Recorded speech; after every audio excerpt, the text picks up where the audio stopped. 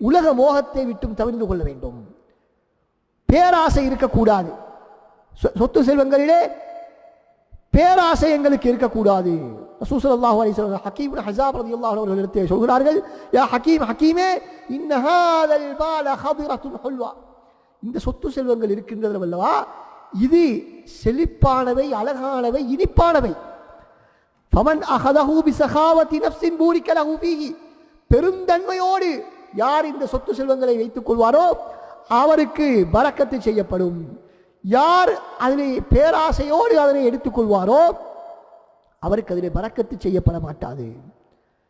எப்படி என்றால், எவ்வளவு உண்டாலும் வயிறு நிறையாத ஒரு நிலைமைதான் அவனுக்கு காணப்படும். பேராசை பிடித்தவனுக்கு எவ்வளவுதான் சம்பாதித்தாலும், பேங்க் பேலன்ஸ் எவ்வளவுதான் அதிகரித்து சென்றாலும் கூட அவனுக்கு ஒரு நாளும் நிம்மதி ஏற்பட மாட்டாது. காரணம் என்ன? பேராசை. பேராசை பெருநஷ்டம் என்று சொல்வதை